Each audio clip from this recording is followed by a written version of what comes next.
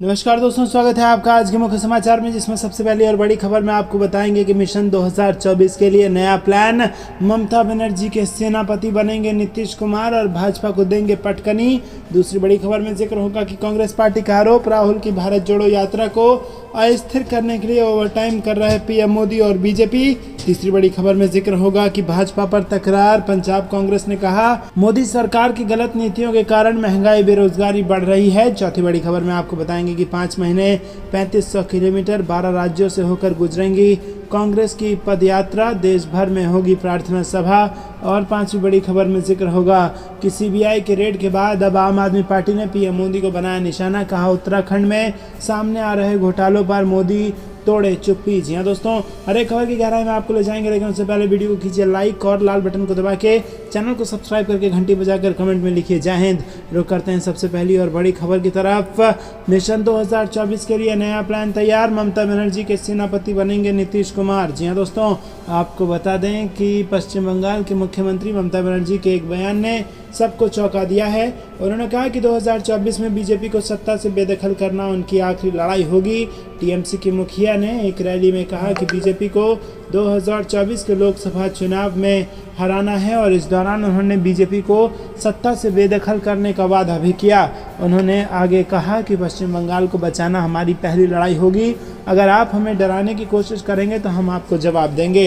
इस दौरान उन्होंने 1984 में 400 से ज़्यादा सीटें जीतने के बावजूद 1989 में पूर्व पीएम राजीव गांधी के चुनाव हारने का भी जिक्र किया और कहा कि हर किसी को हार का सामना करना पड़ता है। ममता के इस बयान पर बीजेपी का कहना है कि वो 2024 के बाद सक्रिय राजनीति से संन्यास ले लेंगी, लेकिन अलग थलग पड़े महागठबंधन के दम पर वो बीजेपी को रोक पाएंगी क्या, क्योंकि कांग्रेस से उनके संबंध हाल के दिनों में बिगड़े ही है। रुक करते हैं अगली बड़ी खबर की तरफ। कांग्रेस का आरोप, राहुल की भारत जोड़ो यात्रा को अस्थिर करने के लिए ओवरटाइम कर रहे पीएम मोदी और भाजपा। जी हाँ दोस्तों, कांग्रेस ने मंगलवार को भाजपा और प्रधानमंत्री नरेंद्र मोदी पर राहुल गांधी के नेतृत्व वाली भारत जोड़ो यात्रा को अस्थिर करने के लिए ओवरटाइम करने का आरोप लगाया। यात्रा 150 दिनों की अवधि में तमिलनाडु में कन्याकुमारी से जम्मू और कश्मीर तक 3750 किलोमीटर की दूरी तय करेगी। दोस्तों, महासचिव जयराम रमेश ने मीडिया से बातचीत करते हुए कहा कि मुझे पता है कि कई राजनीतिक दलों में मोदी के दोस्त हैं और वो यात्रा को अस्थिर करने के लिए ओवरटाइम काम कर रहे हैं। भाजपा ये सुनिश्चित करने के लिए ओवरटाइम काम कर रही है कि ये यात्रा सफल ना हो, क्योंकि 5 अगस्त को मूल्य वृद्धि पर हमारा विरोध बेहद सफल रहा था। रुक करते हैं अगली बड़ी खबर की तरफ। भाजपा पर तकरार, पंजाब कांग्रेस ने कहा मोदी सरकार की गलत नीतियों के कारण महंगाई बेरोजगारी बढ़ रही है। जी हाँ दोस्तों, आपको बता दें कांग्रेस नेताओं ने मंगलवार को आरोप लगाया कि भाजपा नीति केंद्र सरकार की गलत नीतियों से महंगाई और बेरोजगारी बढ़ी है। और दिल्ली में 4 सितंबर को कांग्रेस की हल्ला बोल महारैली से पहले बैठक हुई। बैठक शुरू होने से पहले पंजाब कांग्रेस के नेताओं ने मोदी सरकार पर निशाना साधते हुए कहा कि सभी आवश्यक वस्तुओं के दाम आसमान छू रहे हैं और बेरोजगारी भी बढ़ गई है। मिली जानकारी के मुताबिक वरिष्ठ कांग्रेस नेता हरीश चौधरी ने कहा कि कांग्रेस समय समय पर जनता के विषय उठाती रही है। पंजाब में विपक्ष के नेता प्रताप सिंह बाजवा ने कहा कि महंगाई और बेरोजगारी जैसे मुद्दे समाज के हर वर्ग को प्रभावित करते हैं। पंजाब कांग्रेस अध्यक्ष अमरिंदर सिंह राजा वंटिंग ने भी कहा कि महंगाई का असर सभी वर्गों पर, खासतौर पर आम आदमी और गरीबों पर पड़ता है। रुक करते हैं अगली बड़ी खबर की तरफ। 5 महीने 3500 किलोमीटर 12 राज्यों से शुरू होकर गुजरेगी कांग्रेस की पदयात्रा, देश भर में होगी प्रार्थना सभा। जी हाँ दोस्तों, कांग्रेस 7 सितंबर से बड़े स्तर पर पदयात्रा का आयोजन कर रही है। कांग्रेस के राष्ट्रीय नेता राहुल गांधी इस पदयात्रा की अगुवाई करेंगे।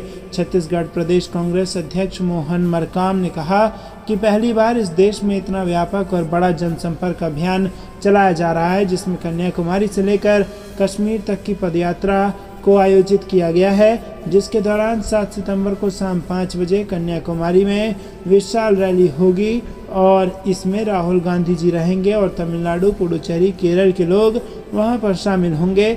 पदयात्रा 5 महीने 3500 किलोमीटर 12 राज्यों से होकर गुजरेगी और इस पदयात्रा में 3 कैटेगरी के पदयात्री होंगे। 100 पदयात्री ऐसे होंगे जो कि कन्याकुमारी से कश्मीर तक पूरा चलेंगे। रुक करते हैं अगली बड़ी खबर की तरफ। सीबीआई के रेड के बाद अब आम आदमी पार्टी ने पीएम मोदी को बनाया निशाना, कहा उत्तराखंड में सामने आ रहे घोटालों पर चुप्पी तोड़े मोदी। जी हाँ दोस्तों, काफ़ी दिनों से लगातार बीजेपी और आम आदमी पार्टी में तनाव बरकरार है और इसी बीच अब आम आदमी पार्टी ने मंगलवार को प्रधानमंत्री मोदी से उत्तराखंड में लगातार सामने आ रहे घोटालों पर अपना मौन तोड़ने को कहा और उन मामलों की जांच सीबीआई और ईडी से कराने की मांग की है। यहां एक संवाददाता सम्मेलन में आम आदमी पार्टी के प्रदेश समन्वयक ज्योत सिंह बिष्ट ने आरोप लगाया कि एक के बाद एक सामने आ रहे भर्ती घोटालों की सूची में अब विधानसभा का भी नाम जुड़ गया है, जहां पूर्व अध्यक्षों ने बेटे, बहू, भांजे और भतीजों सहित अपने अनेक रिश्तेदारों को नियुक्ति दिलवाई है। उन्होंने कहा कि हमारा मानना है कि प्रधानमंत्री अब इन घोटालों पर अपना मौन तोड़ें और बताएं कि इन पर उनके क्या विचार हैं। बिष्ट ने यह भी आरोप लगाया कि प्रदेश में एक बड़े शराब घोटाले को भी अंजाम दिया गया है, जिसमें दुकानों को शराब के ठेके 1 साल के बजाय 3 साल के लिए दे दिए गए हैं। उन्होंने कहा कि इससे प्रदेश के राजकोष को भारी नुकसान होगा और उन्होंने दावा किया कि ये बदलाव 2022 के विधानसभा चुनाव से ठीक पहले शराब माफियाओं को खुश करने के लिए किया गया था। उन्होंने कहा कि ये भी एक बड़ा घोटाला है, हम इसकी भी सीबीआई और ईडी से जांच की मांग करते हैं। रुक करते हैं अगली बड़ी खबर की तरफ। कर्नाटक के ईदगाह मैदान में नहीं होगा गणेश उत्सव, सुप्रीम कोर्ट ने पलटा हाईकोर्ट का फैसला। जी हाँ दोस्तों, कर्नाटक की राजधानी बेंगलुरु में ईदगाह मैदान में गणेश पूजा को लेकर सुप्रीम कोर्ट ने बड़ा फैसला सुनाया। कोर्ट ने कहा कि ईदगाह मैदान में गणेश पूजा नहीं की जाएगी, यहाँ यथास्थिति बरकरार रहेगी। सुप्रीम कोर्ट ने हाईकोर्ट के फैसले को पलट दिया है और इससे पहले हाईकोर्ट ने ईदगाह मैदान में गणेश उत्सव की अनुमति दे दी थी, जिसे मुस्लिम पक्ष ने शीर्ष अदालत में चुनौती दी थी। सुप्रीम कोर्ट ने कहा है कि विवादित ईदगाह मैदान पर यथास्थिति बनाए रखी जाए, फिलहाल यहां गणेश उत्सव नहीं होगा। दोस्तों बता दें कि ईदगाह मैदान में गणेश पूजा की अनुमति देने के बाद विवाद खड़ा हो गया था और इसके बाद मैदान के चारों तरफ पुलिस की तैनाती की गई थी। राज्य के वक्फ बोर्ड ने इस मामले को लेकर सुप्रीम कोर्ट का दरवाजा खटखटाया था। 3 जजों की बेंच इस मामले की सुनवाई कर रही है।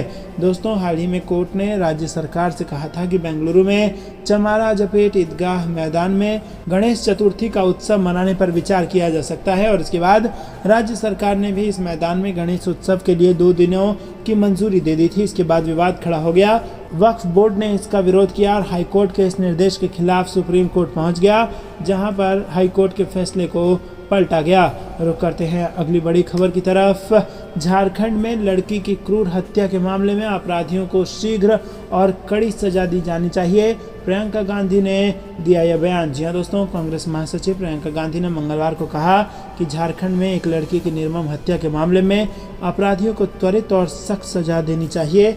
उन्होंने ट्वीट किया कि झारखंड 12वीं कक्षा में पढ़ने वाली एक लड़की की निर्मम हत्या की घटना दिल दहलाने वाली है, अपराधियों को त्वरित सजा मिलनी चाहिए। प्रियंका गांधी ने कहा कि अपराध की रोकथाम व न्याय के लिए जरूरी है कि महिलाओं के खिलाफ अपराध की घटनाओं में सख्त व जल्द कानूनी प्रक्रिया पूरी की जाए। दोस्तों रुक करते हैं अगली बड़ी में। भाजपा को केंद्र की सत्ता से बेदखल करना है ममता बनर्जी की आखिरी लड़ाई। जी हाँ दोस्तों, पश्चिम बंगाल की मुख्यमंत्री ममता बनर्जी ने सोमवार को कहा कि 2024 में भाजपा को केंद्र की सत्ता से बेदखल करना उनकी आखिरी लड़ाई होगी। खास बात है कि पश्चिम बंगाल विधानसभा चुनाव 2021 में ममता बनर्जी की अगुवाई में टीएमसी ने रिकॉर्ड जीत दर्ज की थी, जबकि भाजपा 77 सीटें हासिल कर सकी थी। तृणमूल कांग्रेस प्रमुख ममता बनर्जी ने यहां एक रैली को संबोधित करते हुए कहा कि भाजपा को 2024 के लोकसभा चुनाव में हराना है। केंद्र में भाजपा को सत्ता से बाहर करने के लिए दिल्ली की लड़ाई मेरी आखिरी लड़ाई होगी। मैं भाजपा को सत्ता से बेदखल करने का वादा करती हूं। उन्होंने कहा कि भाजपा को किसी भी कीमत पर हमें हराना है। बनर्जी ने कहा कि पश्चिम बंगाल को बचाना हमारी पहली लड़ाई है। मैं वादा करती हूं कि हम 2024 में केंद्र में भाजपा को सत्ता से हटा देंगे। अगर आप हमें डराने की कोशिश करेंगे तो हम जवाब देंगे। बनर्जी ने 1984 में 400 से ज्यादा सीटें जीतने के बावजूद 1989 में पूर्व प्रधानमंत्री राजीव गांधी के चुनाव हारने का जिक्र करते हुए कहा कि हर किसी को हार का सामना करना पड़ता है। उन्होंने कहा कि इंदिरा गांधी दिग्गज नेता थी, लेकिन उन्हें भी हार का सामना करना पड़ा।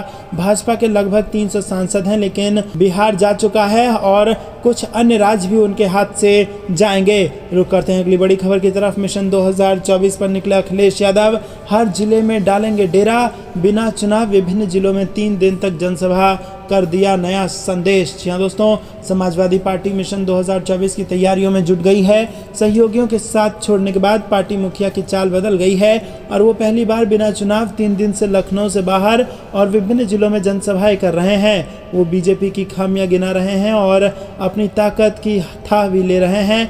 पार्टी के रणनीतिकारों का कहना है कि चुनावी रणभेरी बजने से पहले राष्ट्रीय अध्यक्ष प्रदेश के विभिन्न जिलों में एक एक जनसभा करेंगे।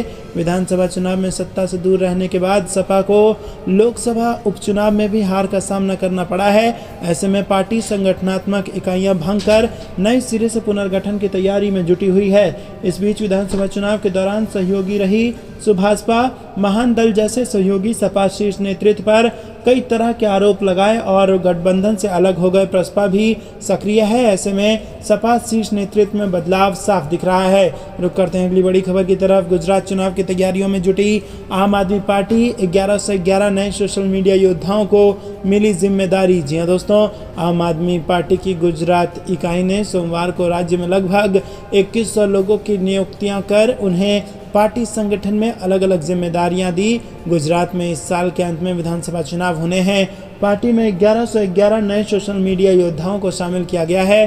पार्टी की राज्य इकाई के महासचिव मनोज सुराथिया ने बताया कि सोशल मीडिया योद्धा गुजरात में आम आदमी पार्टी की विचारधारा को फैलाएंगे और एक प्रभारी, एक सह प्रभारी व समन्वयक उनका नेतृत्व करेंगे। उन्होंने कहा कि पार्टी की खानाबदोश जनजातियों और गैर अधिसूचित जनजातियों और राज्य के सहकारी विंग के अध्यक्षों के साथ साथ कार्यक्रम प्रभारी भी नियुक्त किए गए हैं। रुक करते हैं अगली बड़ी खबर की तरफ, जो कि मध्य प्रदेश के चुनाव से जुड़ी आ रही है, जहां पर कमलनाथ ने शिवराज की सरकार को जमकर घेरा। एनसीआरबी की रिपोर्ट को लेकर किया हमला, कहा कि शिवराज सरकार की शर्मनाक वास्तविकता ये है। जी हाँ दोस्तों, पूर्व मुख्यमंत्री कमलनाथ ने शिवराज सरकार पर हमला बोला है।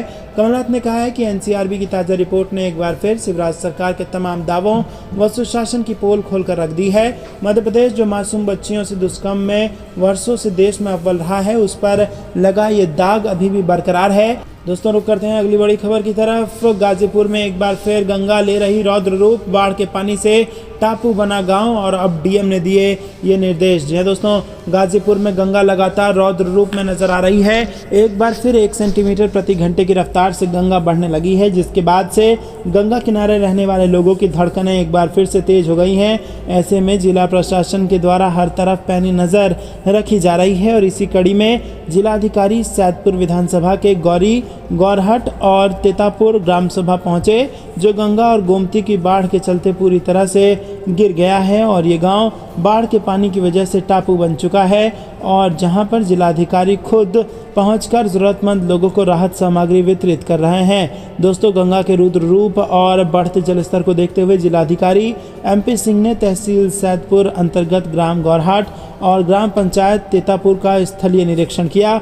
रुक करते हैं अगली बड़ी खबर की तरफ, जिसमें आपको बता दें कि भाजपा के एमएलसी निकलेश शराबी, नीतीश के अफसर ने की कड़ी कार्रवाई। जी हाँ दोस्तों, शराबबंदी वाले बिहार में एक माननीय बुरी तरह फंस गए हैं। ये जनाब हैं बीजेपी के एमएलसी देवेश कुमार। उन पर शराब पीने का न सिर्फ आरोप लगा है, बल्कि आरोप की पुष्टि भी हो गई है और अपने एक साथी डॉक्टर को पुलिस से बचाने में एमएलसी साहब खुद फंस गए हैं। उनके साथी ने शराब पी रखी थी, जिसे छुड़ाने वो थाने चले गए थे और अब उन्हीं पर शराब पीने की पुष्टि हो गई है। सड़क हादसे के बाद शराब के नशे में पकड़े गए एक डॉक्टर संजय चौधरी का करीबी बताकर पाटिलपुत्र थाने पहुंचे। बीजेपी के एमएलसी देवेश कुमार के ब्लड और यूरिन सैंपल की रिपोर्ट सामने आ गई है।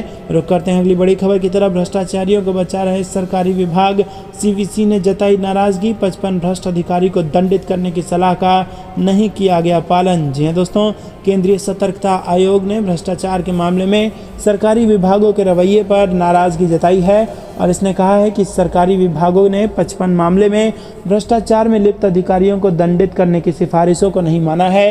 रेल मंत्रालय के सामने 11 ऐसे मामले हैं जिनमें सिफारिशें नहीं मानी गई हैं। सीवीसी की वार्षिक रिपोर्ट 2021 में कहा गया है कि भारतीय लघु उद्योग विकास बैंक, बैंक ऑफ इंडिया और दिल्ली जल बोर्ड में ऐसे 4 मामले हैं। महानदी कोल फील्ड्स लिमिटेड ने 3 मामले में अपने कर्मियों के खिलाफ कार्रवाई नहीं की और सीवीसी के अनुसार अनियमितताओं और खामियों के गंभीर मामले सामने आए हैं। रुक करते हैं अगली बड़ी खबर की तरफ। एलजीवी के सक्सेना के खिलाफ जांच की मांग को लेकर आम आदमी पार्टी विधायकों का धरना जारी। जी हां दोस्तों, दिल्ली के उपराज्यपाल वी के सक्सेना के खिलाफ जांच की मांग को लेकर विधानसभा में आम आदमी पार्टी के विधायक का रात भर विरोध मंगलवार सुबह भी जारी रहा। मंगलवार को फिर से सदन की कार्रवाई शुरू होने पर आम आदमी पार्टी विधायक सुबह 11 बजे धरना स्थल से विधानसभा सत्र में शामिल होंगे। आम आदमी पार्टी विधायक ने वी के सक्सेना पर खादी ग्राम उद्योग के अध्यक्ष होने के दौरान 1400 करोड़ रुपए का घोटाला करने का आरोप लगाया और उनके खिलाफ जांच की मांग करने के लिए विधानसभा परिसर के अंदर महात्मा गांधी की प्रतिमा के नीचे विरोध प्रदर्शन किया। दोस्तों, इसी बीच भारतीय जनता पार्टी के विधायक भी उप मुख्यमंत्री सिसोदिया के इस्तीफे की मांग को लेकर विधानसभा परिसर के अंदर भगत सिंह, सुखदेव और राजगुरु की मूर्तियों के नीचे विरोध प्रदर्शन कर रहे हैं। रुक करते हैं अगली बड़ी खबर की तरफ। विधानसभा चुनाव में बीजेपी को मात देने के लिए कांग्रेस ने कसी कमर, तैयार किया ये फार्मूला। जी हाँ दोस्तों, आपको बता दें, मध्य प्रदेश अगले साल होने वाले विधानसभा चुनाव 2023 को लेकर कांग्रेस और बीजेपी दोनों सक्रिय नजर आ रही है। जहां बीजेपी संगठन अपने पदाधिकारियों के साथ बैठकों के माध्यम से तैयारी करता दिखाई दे रहा है, तो वहीं पीसीसी चीफ कमलनाथ ने भी बीजेपी को उसी के दांव में मात देने के लिए कमर कस ली है। बीजेपी के संगठन से निपटने के लिए कांग्रेस ने उसी की तर्ज पर संगठन मंत्रियों की नियुक्ति का प्लान बनाया है। संगठन मंत्री और महामंत्री ब्लॉक से लेकर मंडल और सेक्टर तक सीधे संगठन की गतिविधियों से जुड़े रहेंगे और पीसीसी चीफ के संपर्क में रहेंगे। रुक करते हैं अगली बड़ी खबर की तरफ। 2024 में हम भाजपा को सत्ता से बाहर कर देंगे, ममता बोली मुझे गिरफ्तार करो और देखो क्या होता है। जी हाँ दोस्तों, विपक्ष दल लगातार केंद्र सरकार पर हमलावर है। ममता बनर्जी भी जबरदस्त तरीके से केंद्र सरकार पर निशाना साध रही हैं और इन सब के बीच ममता बनर्जी ने दावा किया है कि 2024 में हम भाजपा को सत्ता से बाहर कर देंगे। न्यूज़ एजेंसी ANI के मुताबिक ममता बनर्जी ने कहा कि अगर हमारे अधिकारियों को दिल्ली बुलाया जाता है तो हम राज्य में काम करने वाले केंद्रीय अधिकारियों के खिलाफ कार्रवाई करेंगे। उन्होंने आरोप लगाया कि बीजेपी हमारे कार्यकर्ताओं को परेशान करने के लिए CBI का इस्तेमाल कर रही है। मैंने सुना है कि बीजेपी ने मेरे खिलाफ केस दर्ज किया है। भाजपा को चुनौती देते हुए उन्होंने कहा कि मुझे गिरफ्तार करो और देखो क्या होता है। 2024 में हम भाजपा को सत्ता से बाहर कर देंगे। रुक करते हैं अगली बड़ी खबर की तरफ। 45 सालों में देश में सबसे ज्यादा है बेरोजगारी, राहुल गांधी का फिर मोदी सरकार पर हमला। जी हाँ दोस्तों, आपको बता दें, कांग्रेस के पूर्व अध्यक्ष राहुल गांधी ने सोमवार को महंगाई को लेकर केंद्र सरकार पर एक बार फिर निशाना साधा। उन्होंने आरोप लगाया कि 2022 तक विश्व गुरु बनने की बात कही गई थी, लेकिन देश को नफरत की आग में झोंक दिया गया। राहुल गांधी ने यह भी कहा कि बेरोजगारी, महंगाई और टैक्स के बोझ के तले जनता दबी जा रही है, जिसके खिलाफ कांग्रेस भारत जोड़ो यात्रा शुरू करने जा रही है। राहुल गांधी ने फेसबुक पर जारी पोस्ट में कहा कि महंगाई का जाल तोड़ो, भारत जोड़ो आज देश में सबसे बड़ी समस्या है। बेरोजगारी, महंगाई और बढ़ती नफरत। बहुत हुई महंगाई की मार वाला जुमला आप सबको याद ही होगा, लेकिन आज खाद्य पदार्थों पर वस्तु एवं सेवा कर यानी कि GST लगाकर जनता से वसूली की जा रही है। राहुल गांधी ने आरोप लगाया कि हर साल 2 करोड़ युवाओं को रोजगार देने का वादा किया गया था, लेकिन आज देश में 45 वर्षों में सबसे ज़्यादा बेरोजगारी है। प्रधानमंत्री ने कहा था कि हम 2022 तक विश्व गुरु बनेंगे, लेकिन आज देश को नफरत की आग में झोंक दिया गया है। राहुल गांधी ने केंद्र सरकार की नीतियों की आलोचना करते हुए कहा कि मुद्दे कई हैं जिन पर बात होनी चाहिए, सवाल उठने चाहिए, जवाब मिलने चाहिए। अगर सरकार द्वारा जनता के मुद्दे उठाने के लिए द्वेष, भय और प्रतिशोध की राजनीति की जाएगी तो हम सब कुछ झेलने के लिए तैयार हैं। सच बोलने के लिए मुझ पर जितने आक्रमण करने हैं कर लें, मैं पीछे नहीं हटूंगा। रुक करते हैं अगली बड़ी खबर की तरफ। बिहार में CBI को नो एंट्री के लिए तैयार हो रही जमीन, महागठबंधन की सरकार जल्द ले सकती है ये फैसला। जी हाँ दोस्तों, बिहार में भी CBI को मिली सामान्य अनुमति को वापस लेने की जमीन तैयार हो रही है। CBI किसी राज्य में अगर कोई छापेमारी या फिर अन्य कार्रवाई करती है तो उसे इसके लिए राज्य सरकार के स्तर पर सामान्य अनुमति अनिवार्य होती है। इसके बगैर CBI की कार्रवाई किसी भी राज्य में संभव नहीं है। सामान्य अनुमति आमतौर पर राज्य द्वारा CBI को पूर्व से रहती है और इससे नहीं रहने की स्थिति में CBI किसी विशेष मामले का जिक्र कर राज्य से अनुमति ले सकती है। हाल के वर्षों में कुछ राज्यों ने सामान्य अनुमति वापस ले ली है। सियासी गलियारे में चर्चा है कि बिहार में भी सरकार CBI को दी गई सामान्य अनुमति को वापस ले सकती है। सत्ताधारी महागठबंधन द्वारा इन दिनों खुलकर कहा जा रहा है कि CBI को टूल्स के रूप में केंद्र सरकार इस्तेमाल कर रही है। हाल के दिनों में RJD के नेताओं के यहाँ थोक में सीबीआई के छापे के बाद ये बात और मुखर हो गई है। वैसे महागठबंधन के नेता अभी ये कह रहे हैं कि सीबीआई के छापे के बाद वो सत्याग्रह करेंगे और छापे को आई टीम को फूल भेंट देंगे। जी हाँ दोस्तों, और छापा मारने के लिए जो टीम आएगी उसको फूल भेंट देंगे। रुक करते हैं अगली बड़ी खबर की तरफ। हिमाचल प्रदेश में 31 अगस्त से चुनावी अभियान का आगाज करेगी कांग्रेस। उम्मीदवारों से 1 सितंबर तक मांगे गए आवेदन। जी हाँ दोस्तों, हिमाचल प्रदेश में आगामी विधानसभा चुनाव के लिए कांग्रेस बुधवार से अपना चुनावी अभियान शुरू करेगी। जिला कांग्रेस अध्यक्ष राजेंद्र जार ने सोमवार को कहा कि छत्तीसगढ़ के मुख्यमंत्री भूपेश बघेल और प्रदेश कांग्रेस कमेटी के संगठन प्रभारी राजीव शुक्ला प्रदेश कांग्रेस मुख्यालय राजीव भवन शिमला से चुनाव अभियान की शुरुआत करेंगे। उन्होंने कहा कि राज्य के सभी जिला मुख्यालयों में वर्चुअल माध्यम से इसका सीधा प्रसारण करने के लिए दिशा निर्देश लागू कर दिए गए हैं। जिला अध्यक्ष ने कहा कि जिला कांग्रेस कमेटी हमीरपुर भी अपने कार्यालय में कार्यक्रम में हिस्सा लेगी और सीधा प्रसारण के लिए बड़ी एलसीडी लगाई जाएगी। जिले में कांग्रेस पार्टी पहले से ही चुनाव के लिए तैयार है। दोस्तों, विभिन्न विधानसभा क्षेत्रों के इच्छुक उम्मीदवारों से गुरुवार शाम 5 बजे तक आवेदन मांगे गए हैं।